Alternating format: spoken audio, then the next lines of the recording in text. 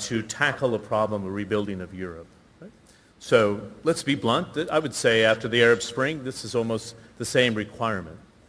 And we're looking for the right vehicle in which to do this. So we've talked about a lot of different vehicles. The European Bank for Reconstruction and Development is going into North Africa right now to kind of redefine its role. The Arab Monetary Fund is discussed. African Development Bank is discussed.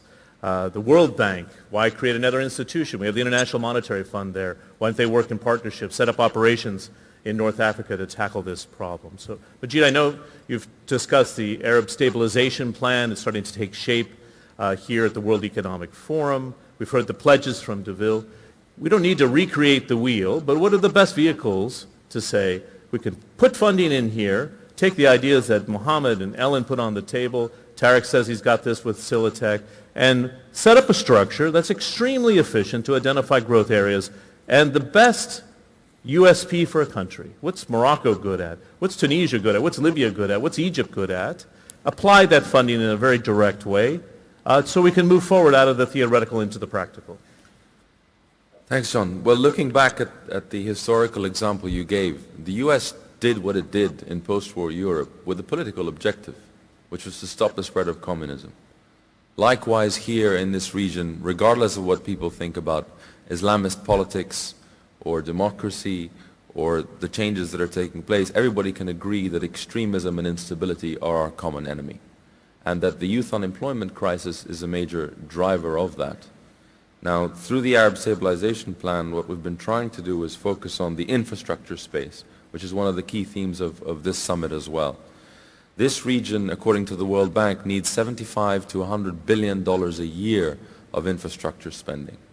We're way below where we should be. If I can ask you here, which sectors specifically? You're talking about roads, trains, sewage systems? I mean, it's transportation, it's energy as well, it's telecoms. I mean, it's infrastructure in the widest sense, even as far as health and education, but more on the physical, not on the government services side.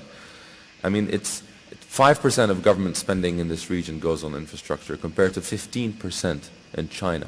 And infrastructure, I was hearing from the IFC yesterday, infrastructure spending in China is the biggest driver behind their growth. They have a fearless government that just invests regardless of what's going on in the rest of the world. And this is why we haven't seen another Tiananmen Square, in my view, and unfortunately why we're going to see many more Tahrir squares. Now, looking at the possible impact, again, based on World Bank figures, every $1 billion could create 100,000 jobs, particularly in the oil importing countries. So just $100 billion, which is not a large amount, given the financial assets in the region, close to $2 trillion already, and at least as much again in the private sector, we could create 10 million jobs in this region, and that would be a game changer. I mean, looking at the all that's required to do, trying to break it down, there's the short-term immediate fiscal support, and you've had the IMF loan discussions with Egypt and other countries and certain GCC countries trying to help, and you need to shore up. Without supporting the currencies, all bets are off.